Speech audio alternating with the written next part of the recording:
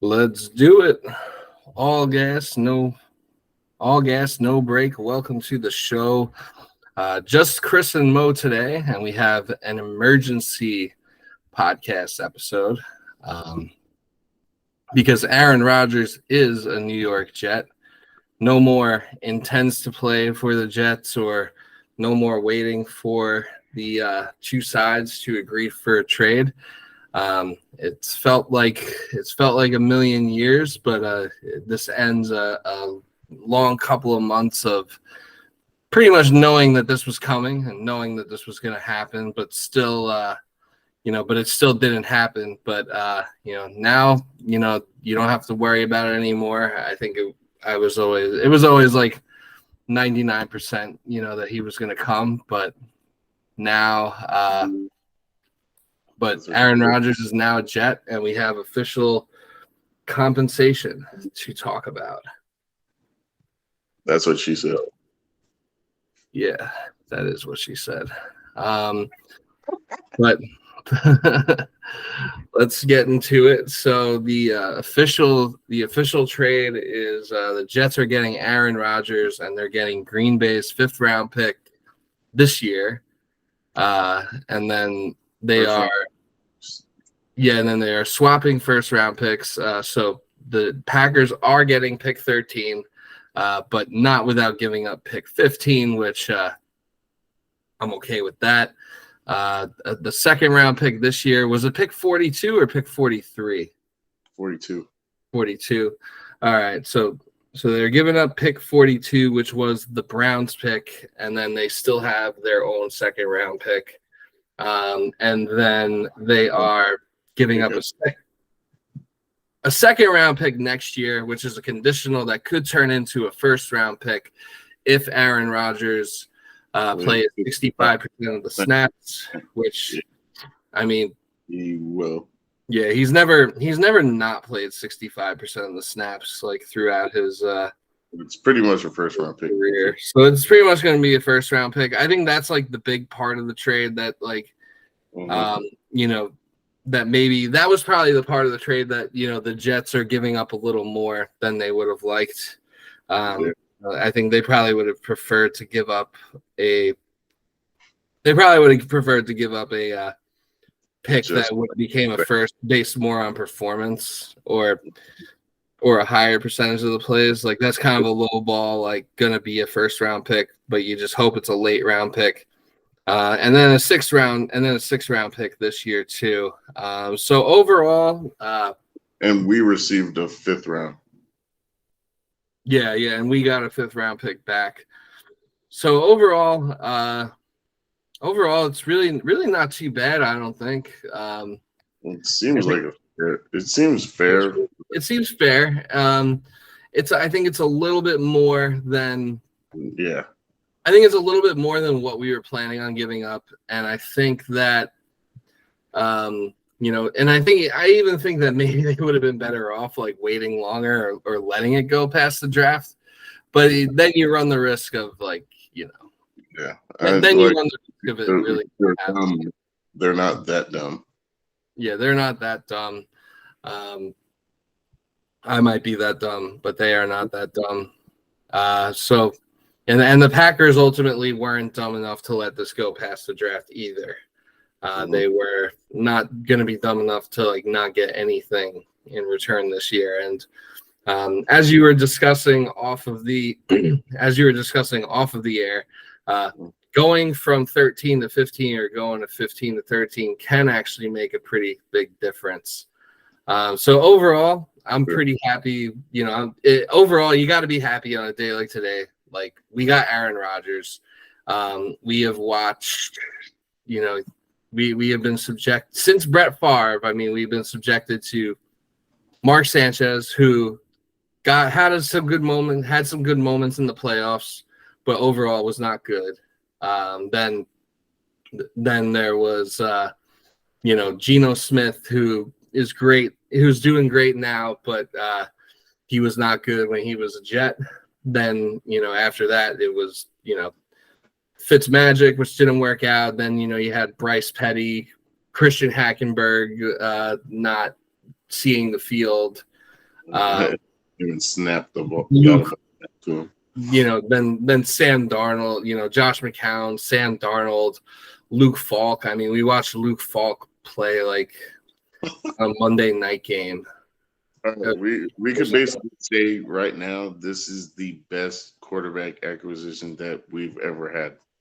Yeah, he's easily the best.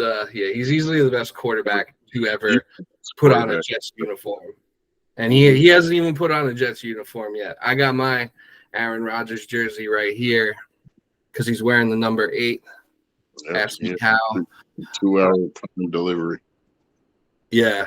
I was Aaron Rodgers actually gave it to me. He basically got it. He was on his way to his press conference. So when did it happen to Aaron Rodgers' press conference? I imagine the press conference will probably be like Wednesday or Thursday. Because I feel like he's gonna need at least. I think he'll probably need like a good 48 hours for all the shrooms and stuff to wear off before he can talk to the media. Yeah, that's a good point. And well, shit, who knows? Right now, he might be in another dimension. Dark street.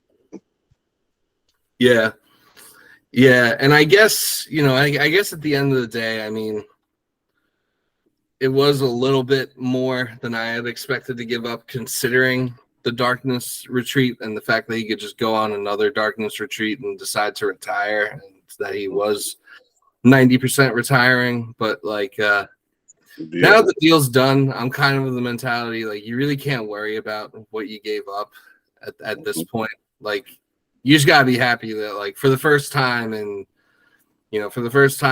however long, the Jets have a legitimate quarterback. Pretty much.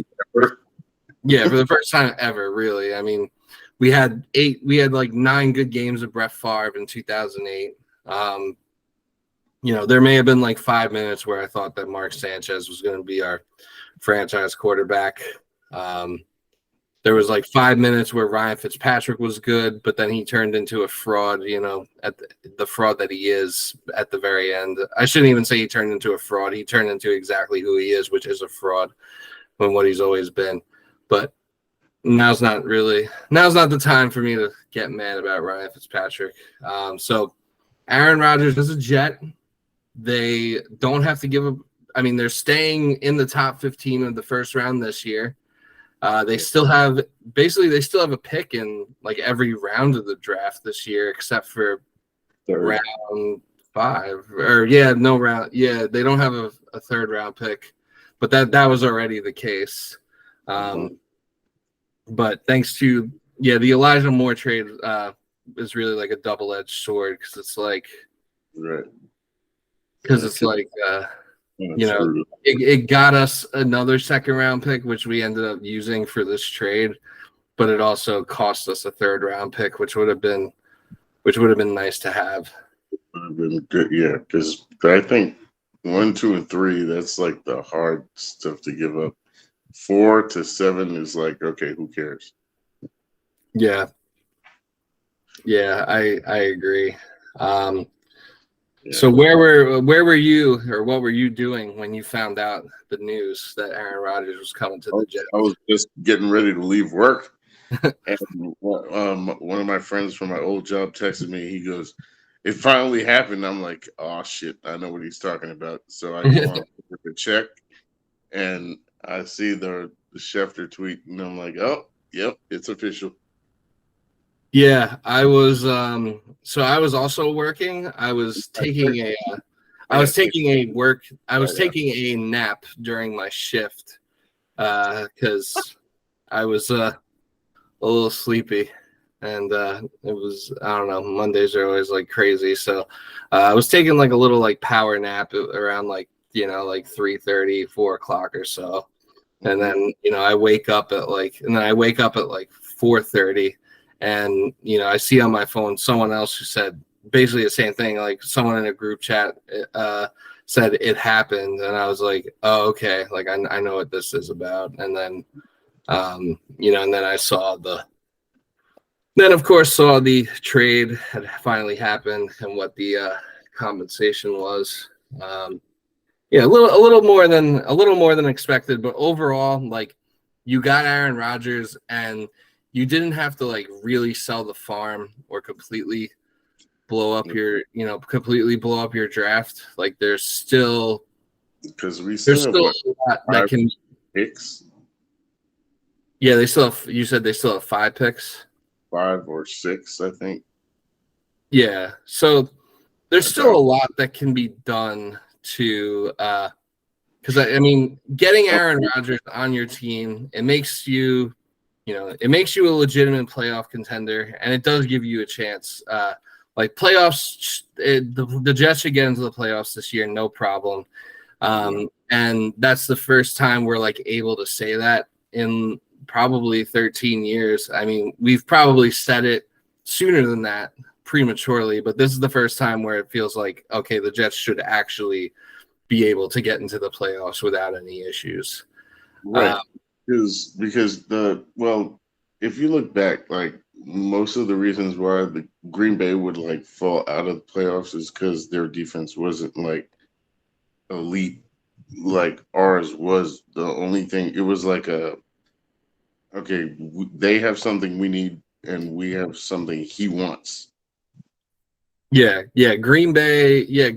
Green Bay's defense kind of sucked last year. That was kind of why they they started off good, but they just like fell off because they were subjected to a lot of injuries. But there was also a lot of young players that they would draft in like later rounds that didn't really feel the potential that they expected. So it was like, okay, they got like 3 Georgia players that are on their defense.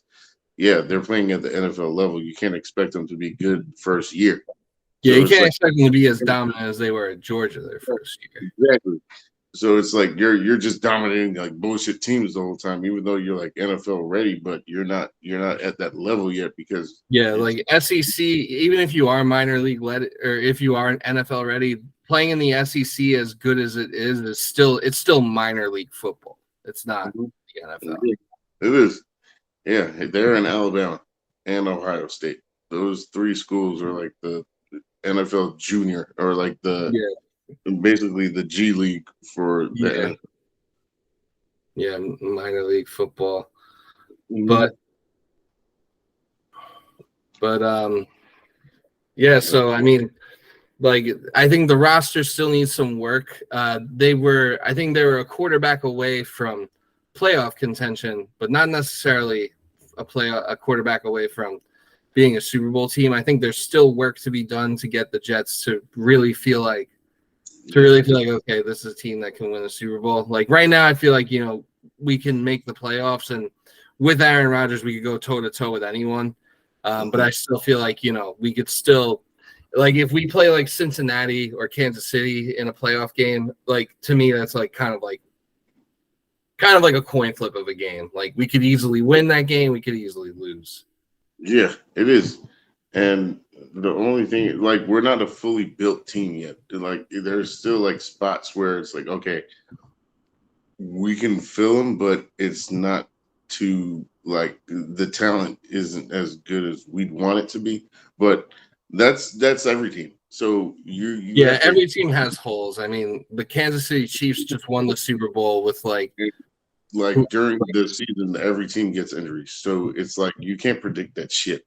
It's what makes teams good is having good depth. Yeah, having depth and being prepared for like when things go wrong and having a plan to address it. Like you have to be prepared for, which is why it seems more and more likely the Jets will be trenches all day with this first pick, even with the moving back a couple of spots. I think the first 2 picks will be trenches. Yeah. I think John Michael Schmidt's still in play. We did re-sign Connor McGovern today, and less significant Jets news. We re-signed with Connor McGovern today. I think it's actually a pretty decent move. I'm not sure exactly how much money they gave him, but we 1 year deal. I'm assuming for Yeah. probably like 5 or 6 mil. Yeah, that sounds about right. Like, yeah, I knew it was a 1 year deal. I didn't know how much money, but we recorded last week, and that episode kind of got lost in the sauce due to some technical difficulties, and we are hoping that that doesn't happen to this episode because this episode is way more important. But we were actually talking last week how the Jets hadn't really addressed center at all, and like that they should probably bring back Connor McGovern, because even if we do draft John Michael Schmitz, and even if he is like ready to plug and play and ready from day one, Aaron Rodgers, this is a point you brought up, but Aaron Rodgers isn't going to want to deal with like a rookie center. Yeah. Um, I mean, he made it clear. He made it pretty clear, and this was like some insider news. I forget who it was from, but when the whole thing happened where Aaron Rodgers was talking to the Jets, he also said he wanted them to keep that 13th pick so that they can draft a tackle. Cool. Yeah, because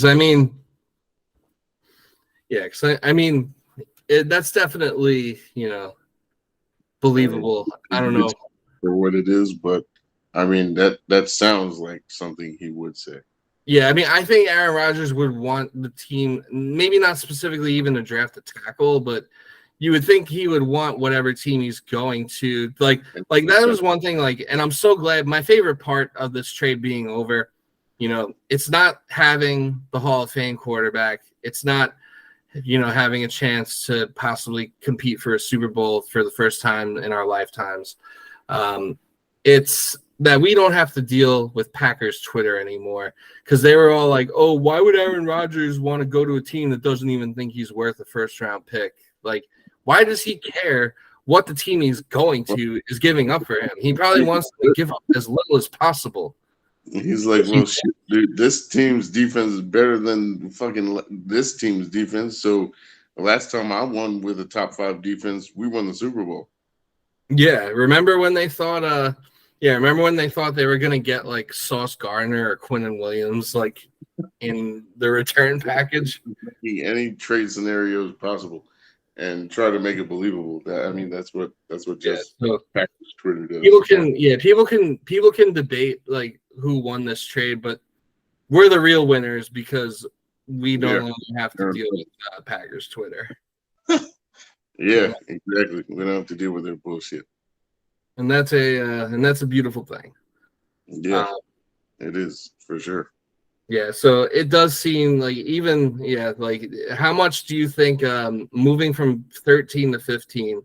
How much do you think that will impact the Jets drafting strategy? And do you think there's a chance that that a player that they may have been targeting with that 13th pick, such as Peter Skoronski, could be do you think he's someone that could have been there at 13, but might not be there at 15? Yes. Yeah, I think that's a real. You can see there is a possibility all 3 tackles go in the first 13 picks, and I mean, I could see maybe Darnell Wright dropping, and that's not a bad pick because I think to me, he's the top 2 tackle if we're doing tackle overall. Mm-hmm. And I mean, we do have a need at right tackle because we do have 2 left tackles with Mekhi Becton and Dwayne Brown. So it's okay. The only thing that's been holding Mekhi Becton back was injury for the past 2 years, and it's something you're still questioning. And then Dwayne Brown is 38, so but he's had his surgery. He was playing with an injury the whole year. If he's able to get to 80% of what he was last year, he'd still be formidable at left tackle. You won't have to worry about left tackle as much, but it's still a chance you're taking. Yeah, it's still and Dwayne Brown. I think Dwayne Brown will be here this year, and I think he will play. But I think you do have to draft someone, or get a long-term solution because there are so many question marks. Like, it's great. Mekhi Becton has been, going to the gym every day, losing a bunch of weight, looks good in shorts in March and April, but we still haven't seen him play football in 2 years. Right. Yeah, it'll be 3 years by the time. Does he want to play right tackle? Like, he has he even I played? think Becton wants to be left tackle. He does, and you've seen what he did rookie year. Yeah, it's going to change, but I mean, if everyone's saying the safe pick is going to be a left tackle, and Paris Johnson's always there because he's like the prototypical left tackle. He has all the physical attributes. He has the long arms. He has like everything that you want in a left tackle, but it's like he doesn't have that like he's almost like the brick in a way. like the Brickashaw. Yes. So he has the size and everything, but like he's reliable and he's like the safe pick. Yeah, I think he's going to be gone before we pick. I mean, at 15, yeah. I mean, he is a quick segue, but he is number 3, I see, on your big board. And I see you have Peter Skoronski ranked ahead of Paris Johnson here. Yeah, I do. And I only do that because I feel like the Jets like players that have the versatility, and Skoronski can play anywhere on the line, even center. Yeah. Did you see that tweet I sent you the other night, how they have him as a they have him as a tackle? They do. Yeah. Or allegedly, they do. Mm-hmm. I mean, they might have had ABT. Well, they probably had ABT as a guard, but they ended up having him as a tackle. But clearly, they did as a guard, but they like same. They're almost like the same size, and arm length and everything. And even like ABT, he was able to play tackle, but not officially. He was able to just substitute for tackle, like in emergency situations. But I mean, it worked out until he got injured. Yeah, I mean, he played at a very high level at tackle too, though. Like, I mean, that was what he was playing. He played college. When he was his senior year in college, he was playing left tackle. And I mean, what did he play? Right guard, left guard, and then left tackle, or right guard, right tackle, left tackle. He played basically everything but center. And Peter Skoronski, he can play center. Yeah. So it's like, okay, what do you want him to play? Do you expect him to be like? Because most people are predicting, okay, just because of his physicality, he'll be an all-pro guard as opposed to being like a decent tackle. So it's like, what would you rather have? Would you rather have the all-pro guard or someone who's just decent at tackle, kind of like Jonah Williams on the Bengals, and they just let him go. So it's like, okay, what do you feel is more of a need? Pretty much, right? Guard is like you're just hoping that he just had it down here because he just came onto a different team. He's trying to figure out how the system works, even though he played the same system, but now it's going to be a whole different offensive coordinator. Yeah, I mean, I would say both are guard and tackle. I would say are kind of both like almost equal needs to me, at least, because I mean, we don't know what's up with Lincoln Tomlinson. Like he kind of sucked last year after we paid him a lot of money. We don't know if he's going to be like the play. We don't know if he's ever going to be the same player that he was in San Francisco.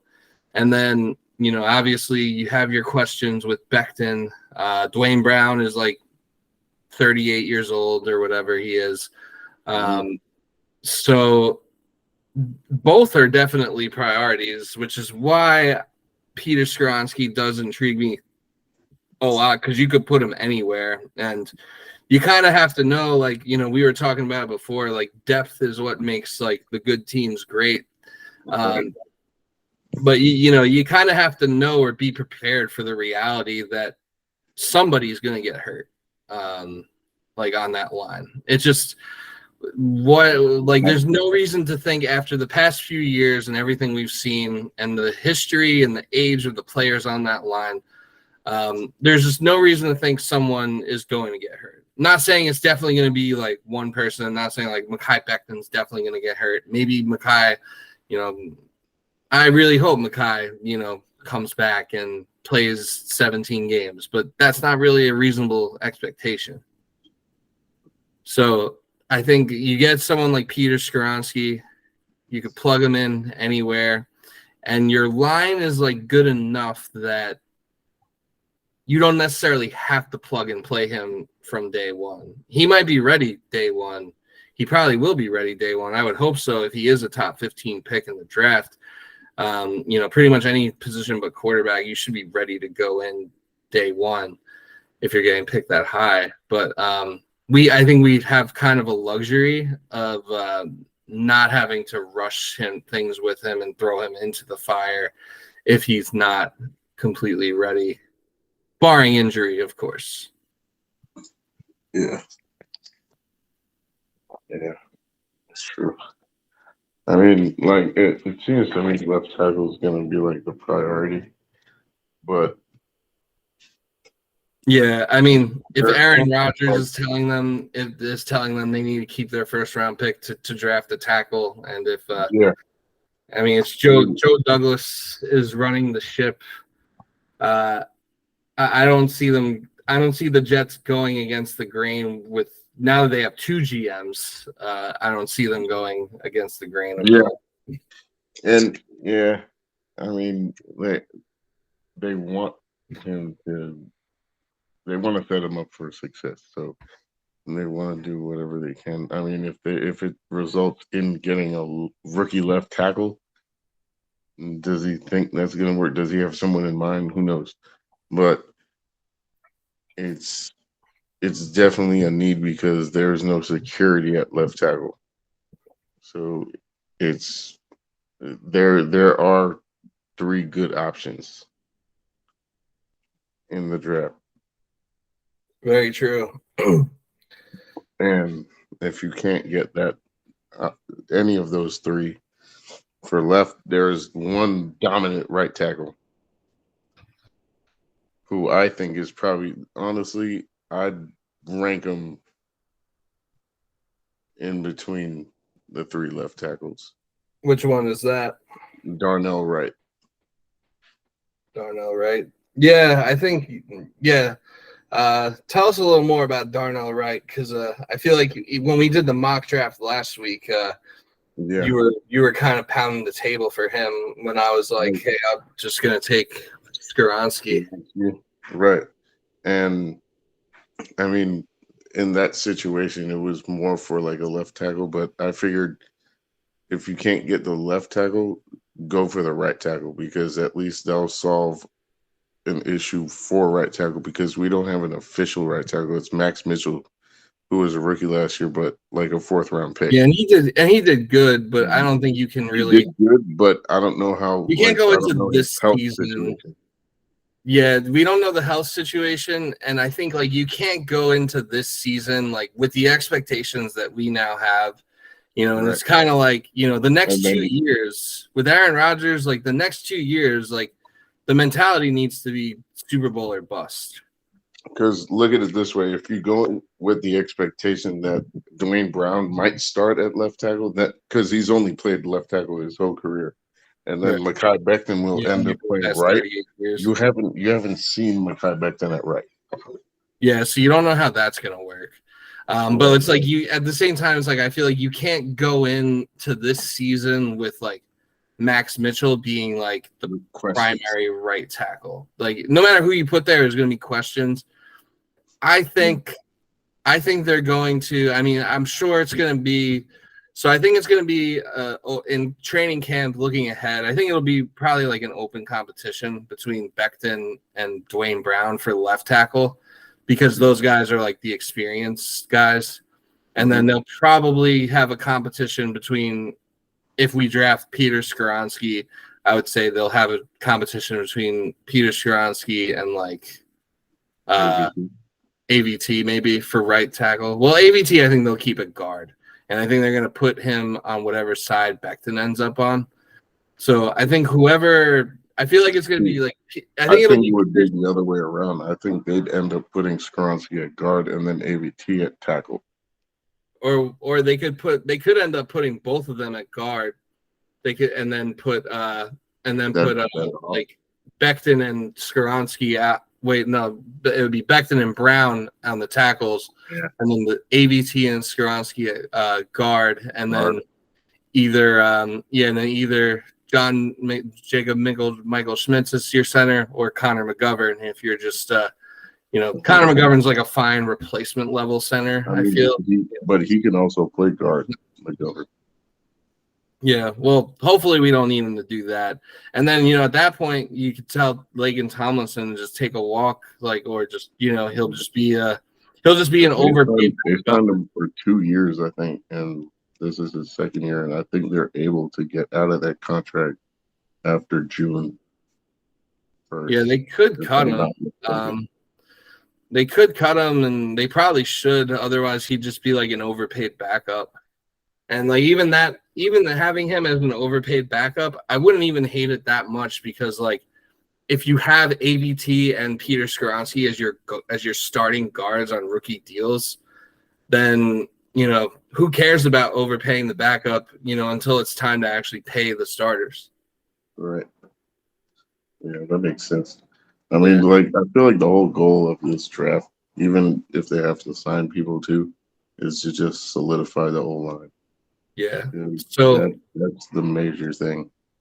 Yeah. So obviously, the Jets have not played a Sunday night football game since 2011. And they really, as of late, they really haven't gotten any, the past 2 years at least, they haven't gotten any primetime games outside of the one obligatory Thursday night game. Yeah. How many primetime games do you think the Jets get this year? 4. 4? Who do you think the opponents are? Cowboys for sure. So you think Cowboys? Chiefs. You think Cowboys will be the Thanksgiving game? Mm-hmm.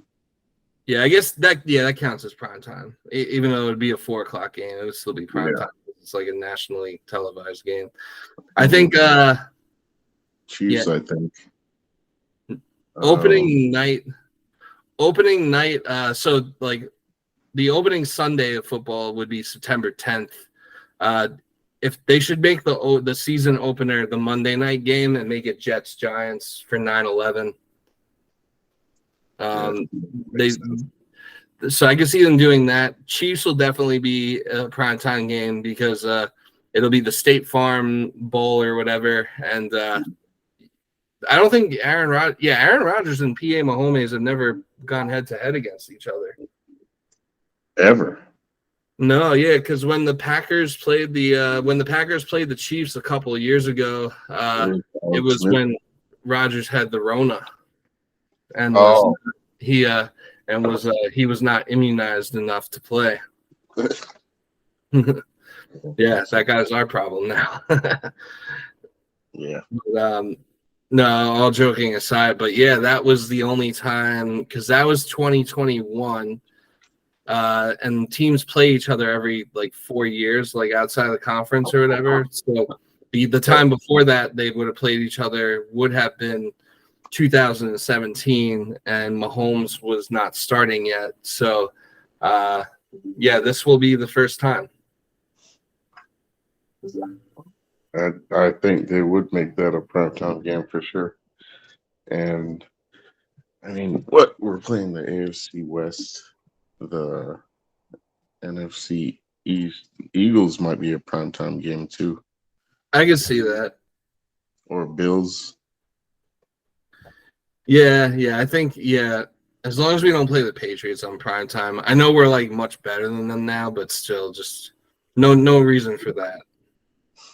I don't see it being a primetime game. Yeah, maybe Miami. I could see Miami being a primetime game. Possibly, unless Tua retires. Yeah, How likely do you think it is that he retires? Yeah, I don't think he will. I think Yeah, I it's don't think he will either.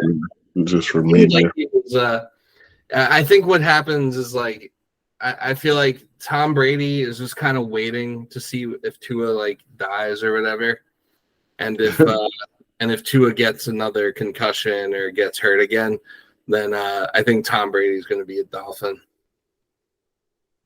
He's just waiting.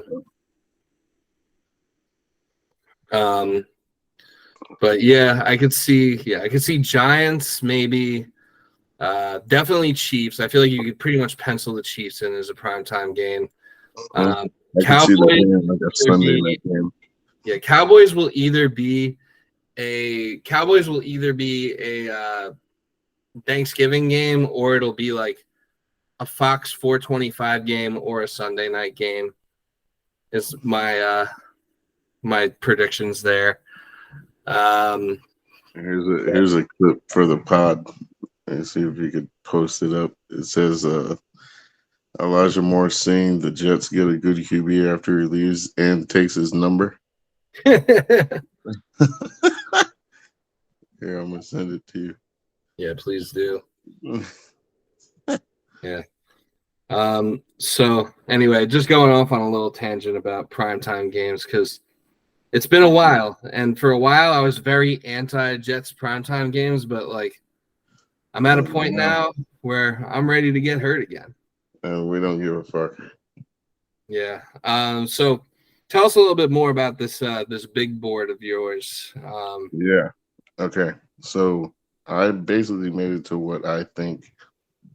Yeah. So it's top 25 players and like basically top 25 players that the Jets should target. The Jets should target at least in the first and second round. So I have Jalen Carter number one. I think he's the consensus number one pick overall.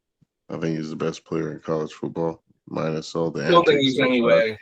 Even with his like reckless driving and character concerns, I really don't. I don't see him getting past 10. Yeah, so if the Eagles draft him, that would be like. It would just be a whole domination on their D line. The only way I see us getting him is if we end up trading with like the Bears for like our second round pick and swapping first round picks. Yeah. Do you think that the Jets will be like as far as do you see the Jets being more likely to be aggressive and trade up to get better players that are like ready to play right away to like really maximize their chances with this Aaron Rodgers 1 to 2 year window that they have? Or do you see them trading, or do you see them being more likely to trade back and try to recoup assets that they kind of lost? I could see them trading back more because I think they're going to try to go deep into the draft, even though to me, I think this draft is kind of mid. Yeah, it is kind of mid in talent. And as far as drafts go, I don't know if it's the fact that the talent's mid or that the Jets aren't picking as high as we've been like accustomed to the past few years. But I just have not been nearly as into it as I've been like the past couple of years. Mm-hmm. Okay, so I'll go through them. I'll go through all 25 right now. So I got Jalen Carter. Obviously, consensus. I don't think there's anything to be explained about it. Peter Skoronski, versatility. I could see why they'd want him because he could play any position on the O-line. Paris Johnson, prototypical left tackle. It's probably the safe pick if he's even there.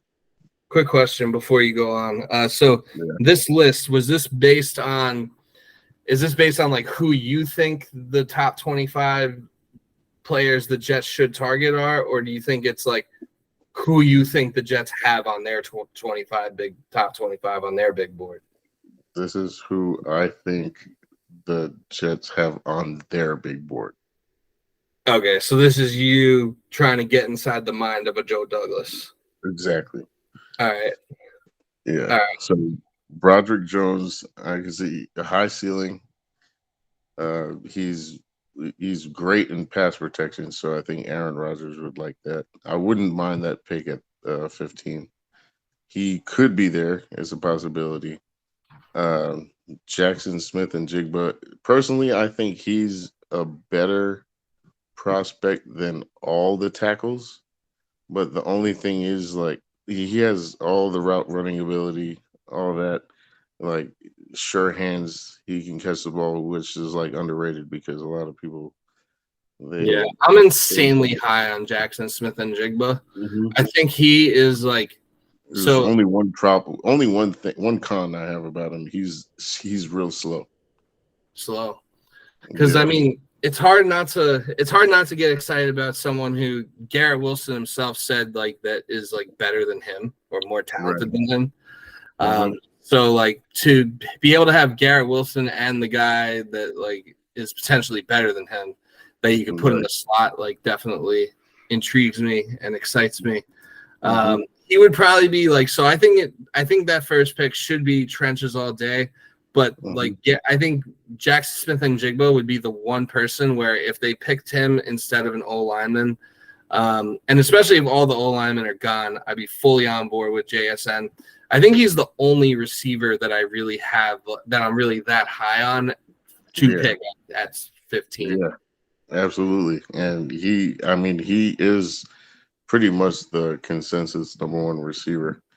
It's Yeah, like, I feel like there were maybe people have come back to their senses, but I feel like there was a time where I'd see like people like uh who's that TCU receiver? Quentin Johnson. Yeah, I feel like I've seen mocks and shit where like or like people rankings where they have him ahead of Yeah, JSN. But they do, and the thing is, like, he has a small route tree, and he's kind of like Denzel Mims, where he's just like jump, get the ball, like he's like that prototypical X receiver, yeah, where Denzel Mims like is going to catch a touchdown this year that shit finally. from Aaron Rodgers. He's free from LaFleur, and he has a quarterback now. Let Denzel Yeah, cook. and I can see him actually liking Denzel Mims. Yeah, I can see that too. Like he's a big bodied receiver, and that's Mhm. kind of like Aaron Rodgers always kind of likes having those big body receivers. Granted, Denzel Mims is not Devontae Adams, but like how often would Aaron Rodgers just throw a ball up for like Yeah, a guy like built like Devontae Adams and just be like, here, go get it, come down with it. exactly. Yeah, he Now, has a can size Denzel to Mims be. do that with a real quarterback? We will find out. You're gonna have to find out. He'll So probably get traded. what, what am I at 6? Okay, Yeah, Darnell Wright. I think he's the best tackle in best college pure football. tackle in this draft. Best pure tackle. He the only thing is he plays right tackle, which is we're more in need of a left tackle. So, but Darnell Wright, like, just he has the power, he has the technique, he has everything, and he's easily the best tackle prospect, I think, because he went one on one with Will Anderson Jr. and just dominated him when Tennessee played Alabama. Tyree Wilson, edge rusher out of Texas Tech. He's like that. He has like that freak ability with all the physicalities. He's like 6'6", 275. Like, you could see, like, he has a high ceiling. I think he's going to be better than Will Anderson is. That, and the thing is, like, Will Anderson, he didn't really he didn't impress a lot. He was just that, like, okay, he had one good year, but everyone's basing his tape off of shitty teams they play. But when it comes to like the real competition against like the SEC teams, like he disappears. So I was like, okay, I don't see the hype about it. Like, he had one good year, but his sophomore year. After that, like this past year, he was kind of like he fell off a little bit. Mhm. Kalijah Kancey, undersized Yeah, D tackle. Everyone compares or tries to compare him to Aaron Donald just because he's around the same height, weight, and and went like a both kid. went with it, yeah. Yeah. Um, he is like he's not a run defender. He can shoot the gap. He's more of a pass rusher. Pretty much like Aaron Donald, but Yeah. like he's undersized. He could play good next to Quentin. Oh, he'd be But sick in a 4-3 next to and Quinn. yeah, in 4-3 next to Quentin, he would dominate. He would I could fucking eat. Yo, Yeah, I he know would eat because he would basically clear up space because Quentin gets double teamed all the time. I know I said this last week when we were exchanging hot takes about these prospects, and I know you have your hot takes about Will Anderson, but I think you heard it here first. Kalijah Kancey will be a better player in the NFL than Jalen Carter. Heard it here first. This is your hot take. That's my hot take. Yeah. Oh, damn. I mean, I could. It's possible depending on what team drafts who. Yeah. Because like the scheme, It it'll all work for depends. who best fits He needs to best be. fits He who. needs to be like I think. But yo, if he's in a 4-3 next to Quentin Williams, I mean, we have bigger. I think we defensive tackle is definitely a need, and we definitely have bigger needs than defensive tackle Yeah, for sure. Like I'd say OT is linebacker, like our biggest need. And yeah, linebacker is probably a bigger need than defensive tackle. linebacker, even safety too. But you remember, and I know he's not a run stuffer, but like it's just hard to ignore like the potential of him and Quinnen like next to each other on the same line. Like I feel like Kalijah Kancey, he's definitely someone who needs to be like in a 4-3, Dude, and he ran a 4.6, and he needs a big he needs a big run stuffer like next to him too. Yeah, I mean Quentin can run stuff. That's not an issue. But they also Jets would kind of they're be the thinking of perfect fit for him. signing those two Seahawks D tackles. They signed one, and they're trying to sign Al Woods. So I mean, like that rotation would be nice. Yeah, it'd be John sick. Michael Schmitz, we all know about him, like pure center, and he's been playing for. He's like 24, but the only reason I think because there's a lot of players on here that are like older, and I think the reason they are is because of the COVID year where they all skipped a year. And that's why I see like a lot of 24, 23-year-olds like coming into the draft. John Michael Smith's pure center. He can he dominates in pass and run. He can pull, which is not easy, especially at center. Especially as a center, as a rookie. Right. But the thing is, like, he's had so much experience at center where it's like, okay, he can transition easy into the NFL. Mm-hmm. That I think he's the best center in the draft, personally. Yeah, I would agree. So I love John Jacob Jingle Michael Schmitz. I think he's been a favorite on this. I feel like he's a favorite among the fan base, and I feel like he's been a favorite on this podcast for quite some time. Like even though we haven't really dived as deep into the draft as we normally do by this time of year, usually we start the draft diving in like October, but I feel like John Jacob Jingle Michael Schmitz has been a favorite, of ours for a while. The only counterpoint I would have towards drafting him is the only point I would make against drafting him is if you're not going to be plugging and playing him because Aaron Rodgers doesn't want to deal with a rookie center, and it is a pretty premium pick. That it's like a high second round pick. Would we be better off using that on something that could benefit the team right away since we have kind of a limited window with Rodgers? I think he would be a great pick. I could see him being our center for the next 10 years potentially. Mm-hmm. And but how much are you thinking about the next 10 years when really the window to win the Super Bowl potentially is the next 2 years? Yeah. I'd say if they don't want to go that route, it'll end up being a defensive tackle because I think that'd be more of a need. One, because they're about to sign Quinnen, and they don't have anyone for sure as a potential starter next to him. Right. Unless you want to move JFM in, they're Yeah, still paying him. and our defense, when Quinnen got hurt last year, like towards the end of the year, our defensive line got super feeble. Like I remember, like they were getting they were getting eaten up alive in the run game those last few games. Like I remember against Detroit, Detroit was running all over us. Seattle ran all over us. I think Jacksonville kind of had their way with us too in the run game. Really all those teams. I think Dalvin Cook was like ripping off like big, he was ripping off like 6 or 7 yards a clip, it seemed like and I think Quinnen even played that game against Minnesota, but I just remember the run defense in general was a big problem down the stretch. Right. Yeah, it was. And we weren't even creating plays on offense, which didn't help at all. Yeah, they were also we barely scored touchdowns during that last quarter of the year. Right. But at 10, Osiris Torrance. So, all right, Osiris Torrance transferred Born of from Osiris Torrance. Louisiana Raging Cajuns, went to Florida for a year. If there were to be a guard built in the lab, this is him.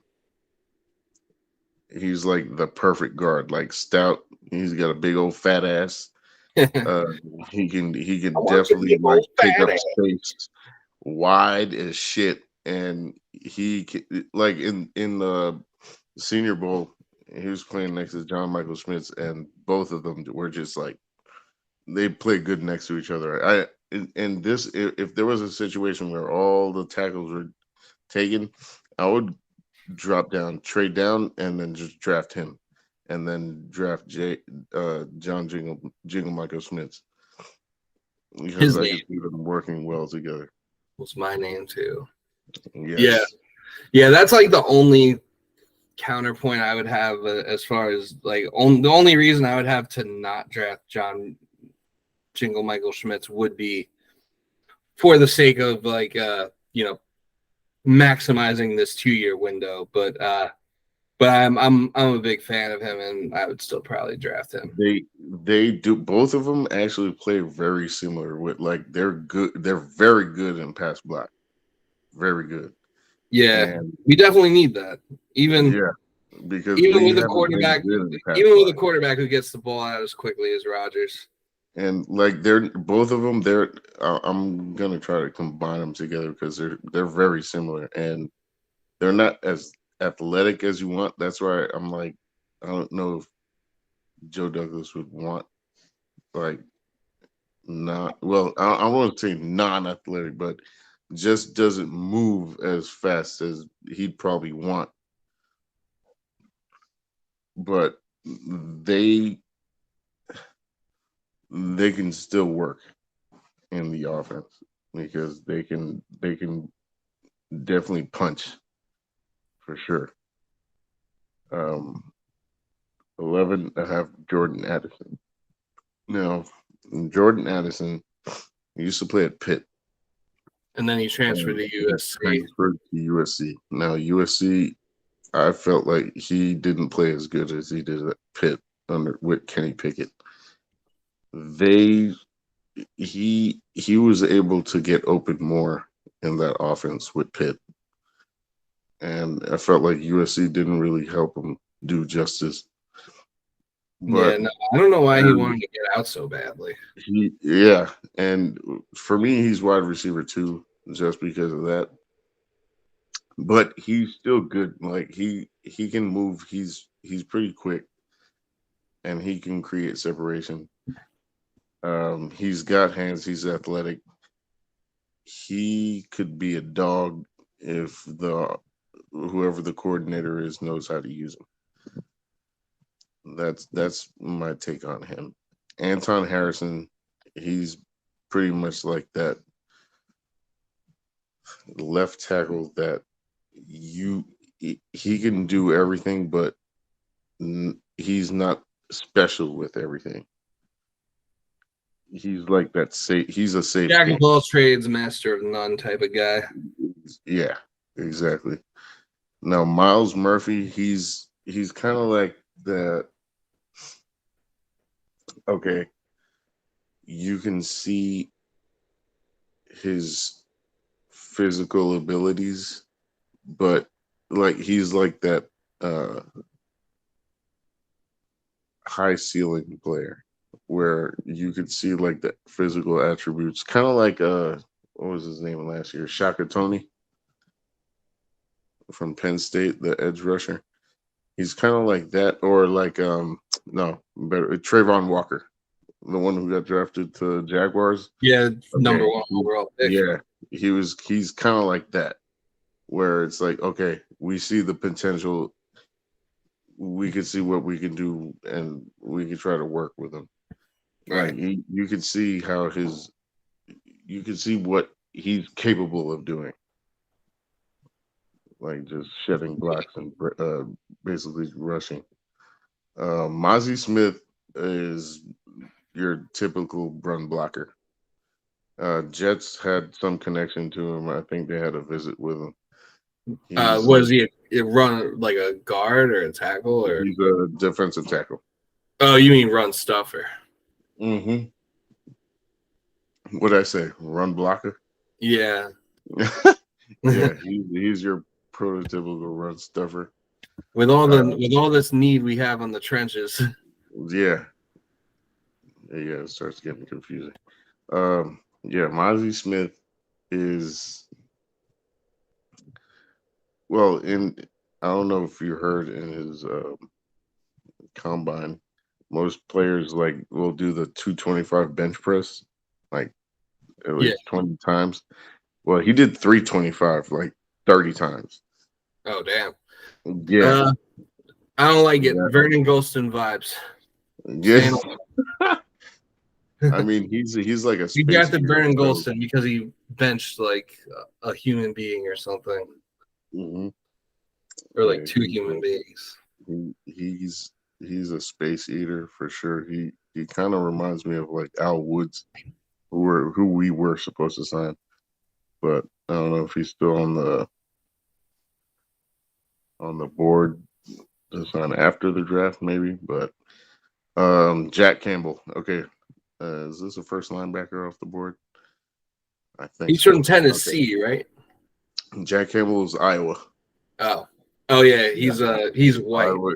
Yeah, he's like 6'5". His projection is to be like a Mike linebacker. Now he is like he's tall as shit, but he knows how to. I have some notes on him. Let me see. This man took notes. Yeah, I took some notes on Jack Campbell. He's very good in coverage. We need that. We need that. He's very good in coverage, and he knows how to like read the offense, like where the QB's eyes are. I noticed that, and he knows how to basically like audible on defense. So he could basically be the quarterback of the defense and a potential replacement for CJ Mosley. Yes, and he definitely can. He knows how to move in space, and he can shed blocks really good. I said he's almost like DeMarvion Overshown, but he's more of a premier linebacker than him. Let me see. Yeah, I have some notes here. Okay, yeah. Picks up reads quickly, learns how to adjust and readjust at the point of attack with control. Good coverage in the pass game, big frame, and evaluation at Mike linebacker. Yeah, you wrote that all by yourself? Yeah, I needed help with Hooked on Phonics. Hooked on Phonics helped you out. Well, as long as you didn't steal it from like Tony Pauline or something. No, fuck that. I was watching it by myself. Okay, I think the next one. That actually sounded like very professional. I'm impressed. I have another one. All right, here, which works coincide. Brian Brzee. So Brian Brzee, I used to watch him coming out of high school. Brian Breeze. He was the number one like high school player to get recruited, and I always watched Clemson, and basically Clemson tried to play him at edge when he's more naturally a defensive tackle. So he would be like, like Eric Armstead on the 49ers. Okay, so I I thought he would be more of a role like that, like I'd say one or three tech. But like the way he plays, all right, this is what I said. Plays with intensity, wasn't used to his strengths in college by playing edge. Needs to be played more on the inside and let loose.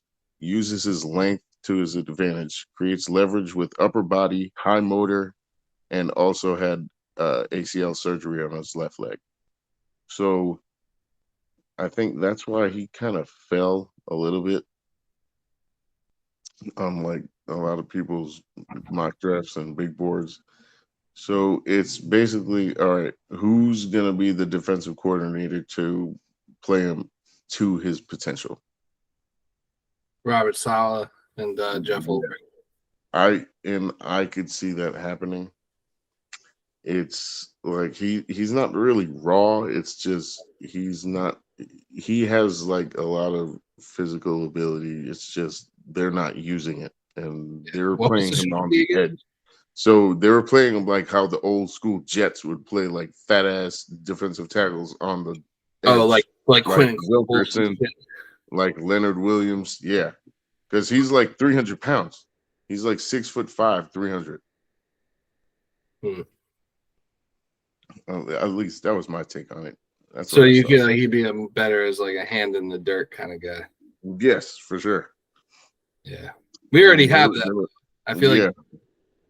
like I feel like we need. I feel like I'd rather get the guy who's next on your big board if we're going edge. Oh, Will Anderson. Yeah, the guy you think is overrated. I think he is a little bit overrated. Will Anderson, he has all the physical abilities. It's just I don't know. He doesn't impress me as much as people say he does. At least at where they think he should go. This is like the top 5.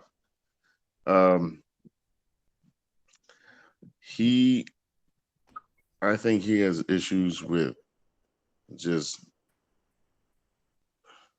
trying. I think he swims. He looks like he swims a lot. When you say swims, you mean the swing move? Right. Yeah, and he is like his technique is kind of raw, I feel. Yeah. I feel like if that's like your only move, I feel like that's something that the league will figure out real quick. Yeah, and maybe they see potential in him, like the next guy on here, Nolan Smith. So Nolan Smith, he real raw, like he had, but he's like undersized for an edge rusher because he played at Georgia, edge rusher at Georgia. He's like 6'2", 230, and I mean he was able to play edge at Georgia, but at the next level, I don't know how it will translate. He might be better off playing at like outside linebacker or something. Yeah. As like a project. Do you think he could be like kind of like a Micah Parsons type? Maybe not as good as Micah Parsons, but kind of like playing that role where he's like. Well, Micah Parsons is like huge.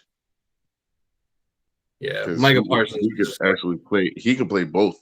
Micah Parsons. I swear He's to just like God, a I wish freak we could leader. go back in time, keep Sam Darnold, and draft Micah Parsons instead of Zach Wilson. Yeah. Would we be in this situation now, though? Yes, we would. We would, yeah, because Sam Darnold sucks too. So, but we would have had the. I get why they. I get why they did what they did at the time. Yeah, because I mean, you're taking a chance on the Or unknown. what if they would have just? What if they would have just taken Micah Parsons and then like just rolled into the season with Mike White? I mean, I feel like I would have liked that too. We would have ran Joe Douglas out of town for it at the time, but Yeah, it probably. would have been nice to have him or Jamar Chase. I mean, I'd say Parsons 1A, Chase 1B. Yeah, in that situation. Anyway, who you got next here? Diane Hanley. Henley, linebacker, Washington State.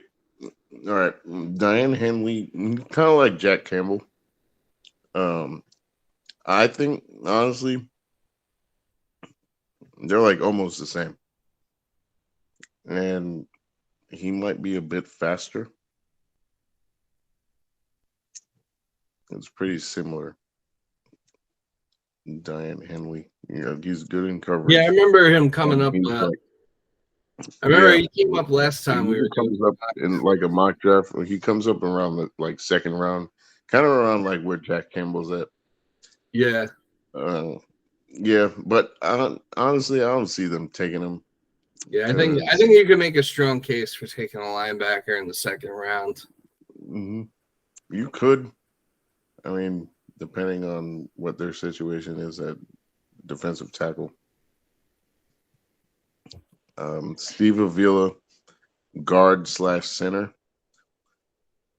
He's like a safe pick, kind of like Paris Johnson. He can TCU. He's okay if you want to sit him for a year, or just play him at guard so he can eventually move to center. That's the player that you'd probably pick. I don't know if they'd pick him this high. I could see him sliding down to like a late second,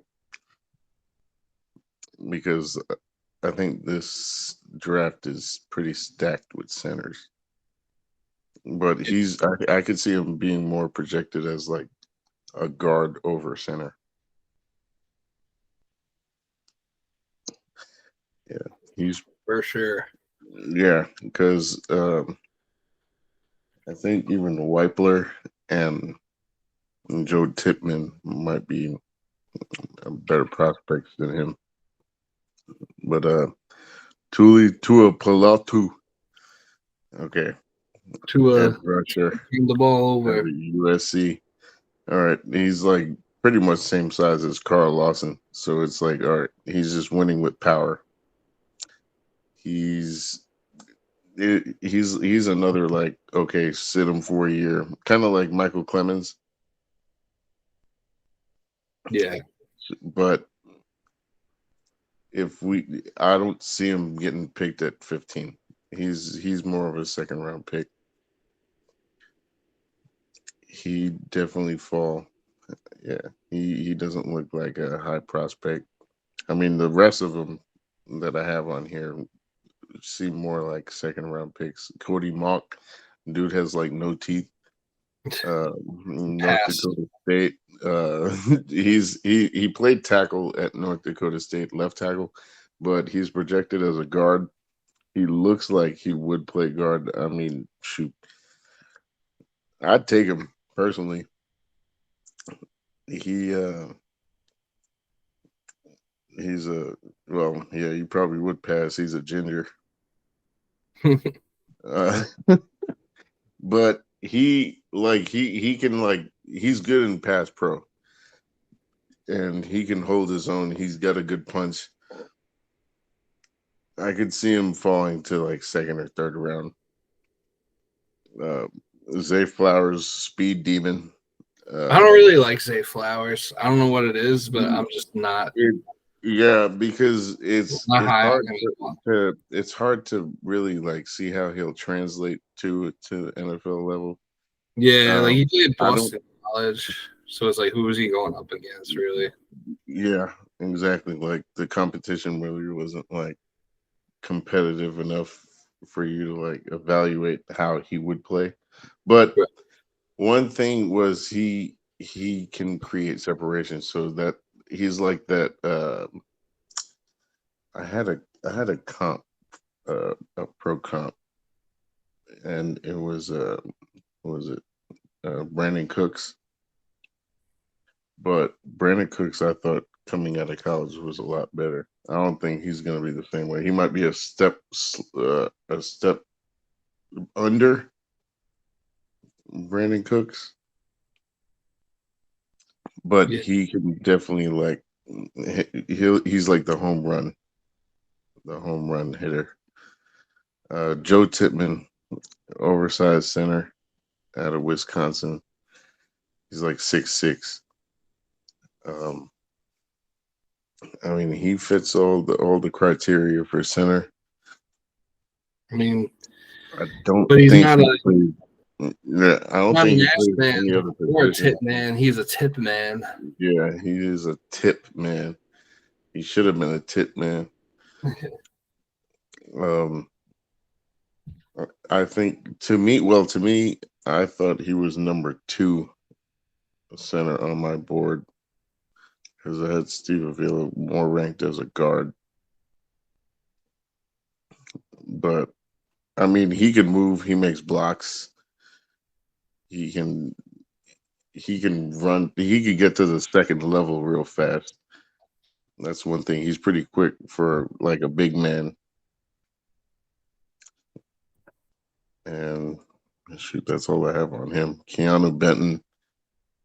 That's the last one on your big board, the top Yeah, 25. Keanu Benton can. He's just a pain in the ass to handle. Definitely projected like second or third round pick. He can definitely move the trenches. He can rush. He can definitely run block. I mean, it just depends on like when you want to play him because he'll be a good rotational piece at first until he really gets adjusted, like maybe halfway through the season, and then he could be like an official starter. That's how I can see him being like, at least in the Jets defense, for sure. And so that does it for Mo's first annual big board 2023. Yeah, Next year we'll do a I was next gonna do fucking year. 50. Yeah, next year we'll go for 50. Hopefully next year we're talking about a third. Well, if we're talking about a 32nd pick in the draft next year, we're not even. Well, that'll be the Packers pick anyway. But if we're talking about a 32nd, if we're talking about the Packers picking 32nd overall next year, it means Yeah, that this podcast is over because it would mean that we have won the Super Bowl. But assuming we keep the podcast going, we'll be back with a top 50 next year. Now that we have done, we talked about this Aaron Rodgers trade and what a hopefully a day that we look back on, as a very fond day in the history of this franchise and then our existence of being fans of this team.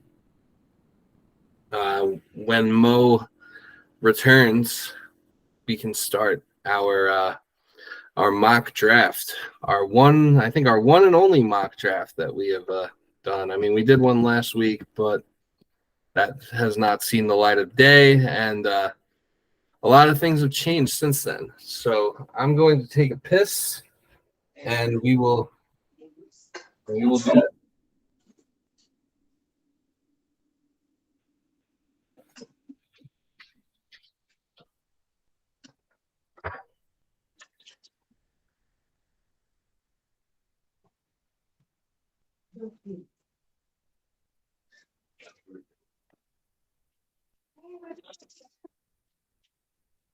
that was yours. Oh.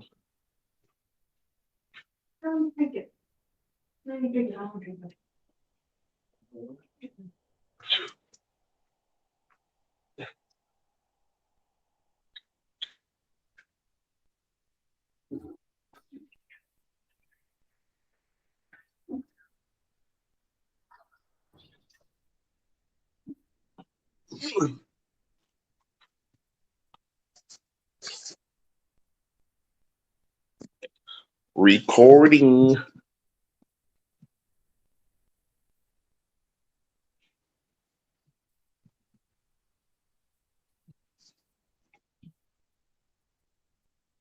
All right. You ready to do a mock draft and end this pod? Let's do it. Let's do it. Our first and only official mock draft. I'll share the screen. I'm already logged into your shit. Nice. So I already got it up and running. We have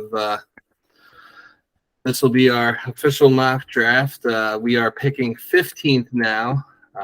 We held the 13th pick. It's kind of weird going like this whole time. Like, you know, all the draft discussion has been based on the 13th pick, and then all of a sudden you don't have it.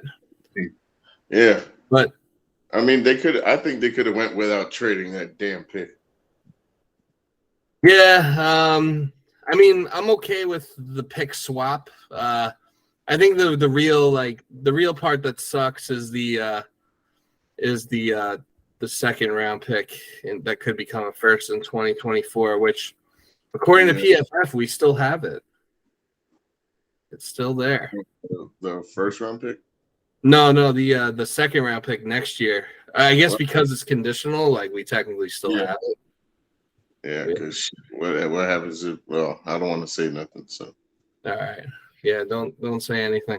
All right, we're starting this mock draft now. Let's see who goes off the board before we get to 13. You wanna do you pick one and I pick one? We could do two picks if we disagree. Yeah, we could do something like that. Yeah, we could do something like that. Do you want to do? So do you want to make the first pick, or you want me to do it? No, we can both make picks, but you can make the official pick, and then I'll make the. I wanted to pick. Okay, and then we could do that, and then for the next pick, we could do the same thing, and then you can make the official pick. Okay. We could alternate who makes the official pick. So I am Joe Douglas for this exercise for this first pick, and let's see. In this scenario, Peter Skoronski is gone, 5th overall. Paris Johnson Jr. is gone, 9th overall. The Seahawks? Yeah, the Seahawks took the Skoronski. The Bears took Paris Johnson, and the Tennessee Titans took Brody Jones.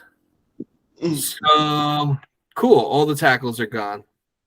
Oh fuck. Well, Darnell Wright's not gone. Yeah, that's who I'd probably go with. Yeah, that's probably who I'm gonna go with too. It's like the I don't want to say the Tristan Wirfs pick, but he's damn near close. All right, let's do it. I'm sold. Although I'm really pissed that Skoronski's gone. Like I really wanted him, but Darnell Wright it is. Solidify the tackle position, hopefully.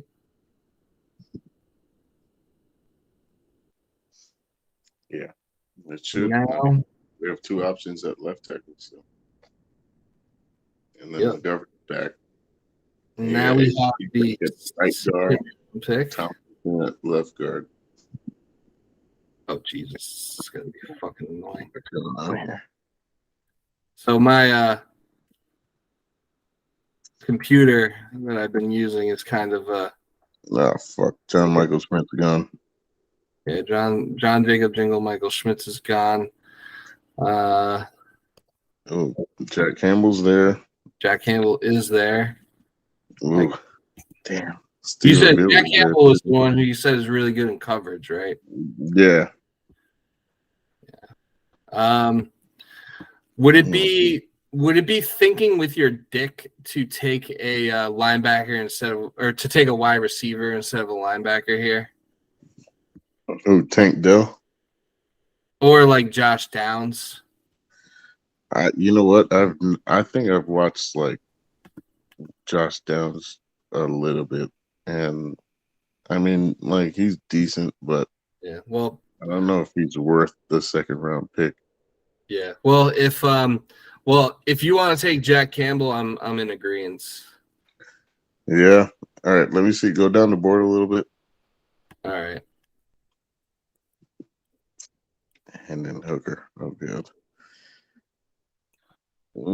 There's Tuli Patulo. Paluto. This is so fucked up. All right. Um, I do not want Antonio Johnson. You sure? Yes, we Okay. have enough we have enough strong safeties on this team. Um, I think I'll go Jack Campbell. Fuck it. Jack Campbell it is. And then we will not pick until 112 now, until the fourth round. He can go. He can play. He can make weak side. I don't know if you want to call it that. What? Weak side linebacker. Yeah. Yeah, because I don't know. I don't even know what's going on with this defense. Yeah, they have a Sam, a Mike. I know they have a Mike, obviously. Michael Sam. All right, we are on the clock again. Pick 112, fourth round.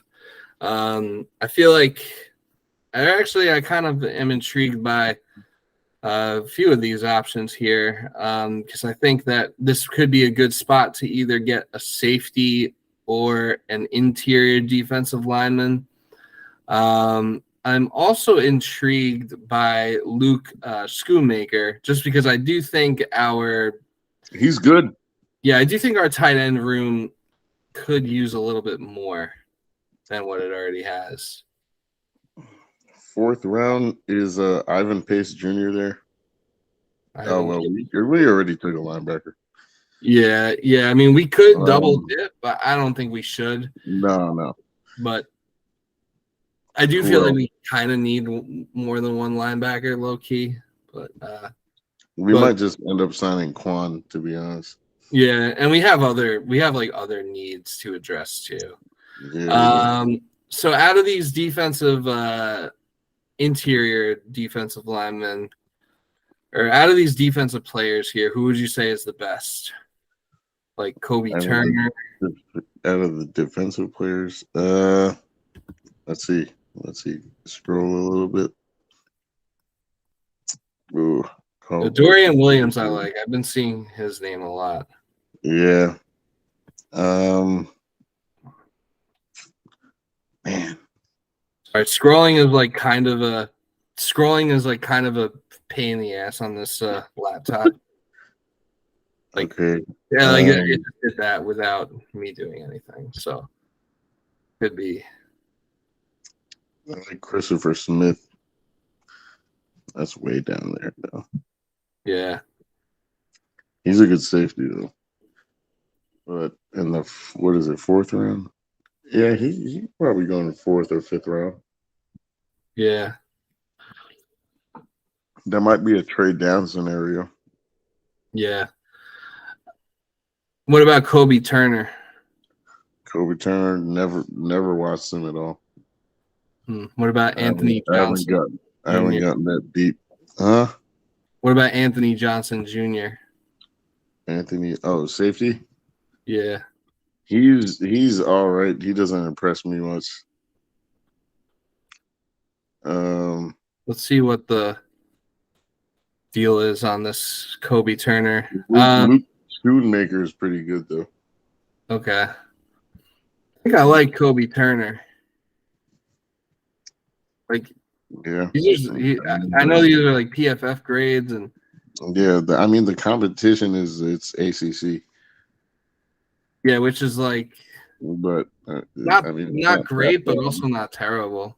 Yeah, it's not too bad. What? I think we're gonna take a flyer on this guy. You're gonna try Kobe Turner? Do it. All right. Do it. Kobe Turner, you are a New York Jet. Now we go to round 5, pick 143. This is my pick. Yeah, this is you. Oh, man. And Anthony Johnson Jr. is still there. Really? Let's see. I feel like he could be a good pick now. Yeah, for the value, yeah. Yeah. Let's see. Yeah, it's either him. I do like Andrew Voorhees. I think he's a steal. The only reason he's dropped is because injury, Mm-hmm. but he could definitely be a good backup. This dude's like 6'6". Let's see. Who else? Juice Scruggs, good center.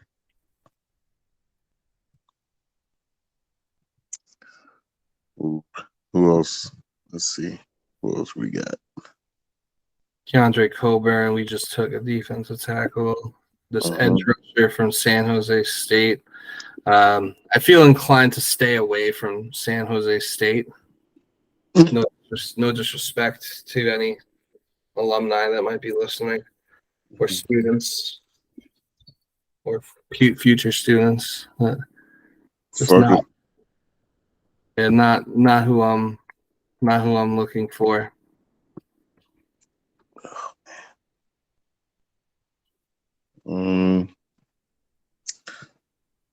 All right, let's go. Anthony Johnson Jr. Yeah, let's get a safety. We need one of those. 5th round, fuck it. He'll probably end up being a backup, and then maybe we could get rid of what the fuck is his name? Ashton Davis. Yes. Yeah. All right. Round 6, our last pick. This is a pick that we got from Green Bay for Aaron Rodgers. Shit, Brandon Hill was still there. I could have picked someone else. Brandon Hill was pretty good. Notre Dame safety. Oh yeah, I feel like Ronnie Hickman's pretty decent too. Yeah, he is. Oh well. Do you know anything about this Payne Durham guy? Because I was kind of wanting to. I'm not too. No, never heard of. Yeah, and I'm seeing why. Although he's only. I'm not sure how many times he's been thrown the ball, but he's only dropped the ball twice. What is he, a receiver? A tight end. Oh. But, I mean, he has a very low drop rate. He has a plus contested catch rate. His receiving grade is okay. His overall grade is meh. I mean, but it is like a 5th round, 6th round pick. I don't know. I'm going to look into other options if my Payne Durham. Shit, is Shoemaker gone? Who? Luke Shoemaker. I'm pretty sure he is long gone. Oh, the fuck away. I don't want this guy. Let me see. Scroll down. I will try to scroll down. I want nothing. Yeah.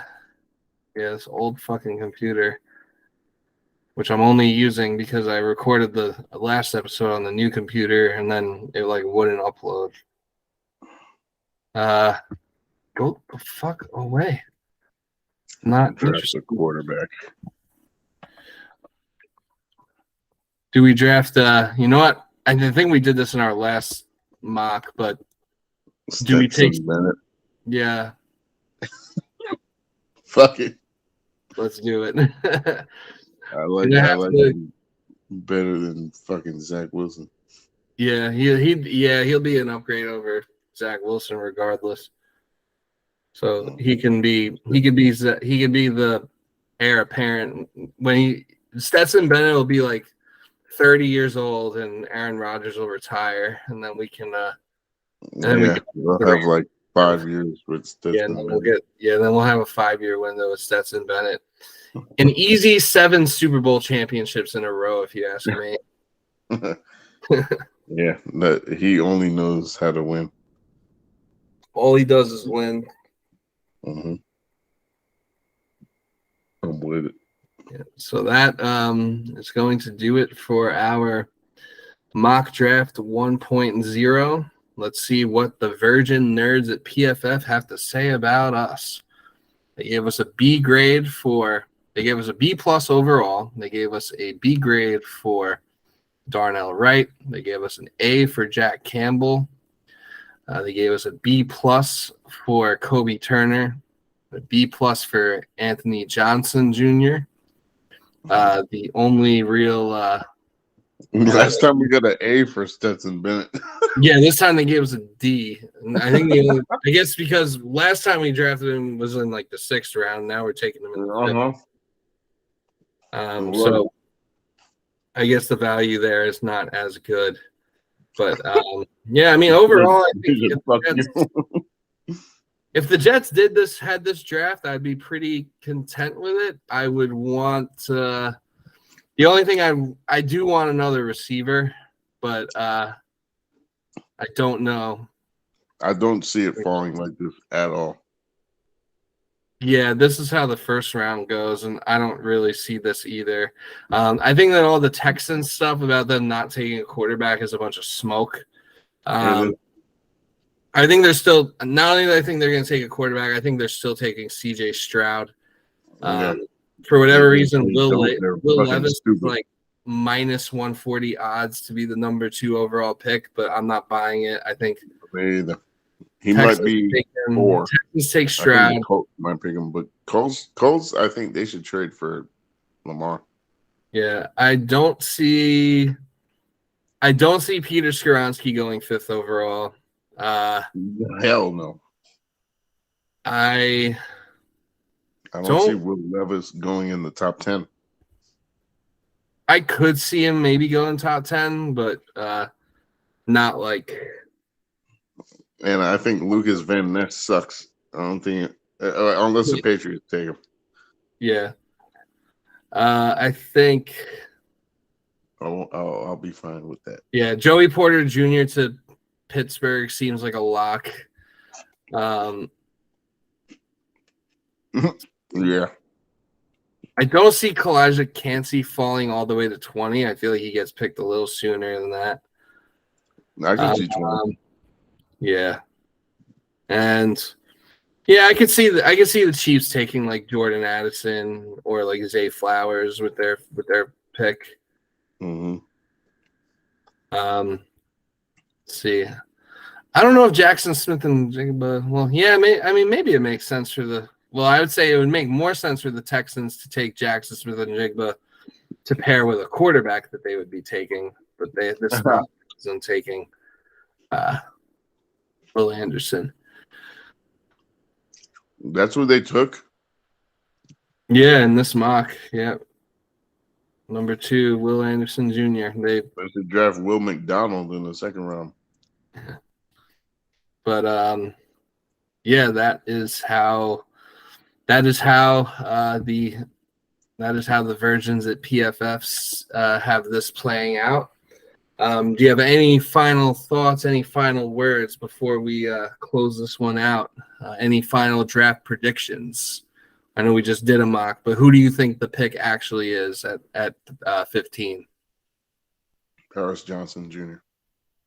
I think it's going to be Pete. I think it's going to be the Polacks, Peter Skoronski.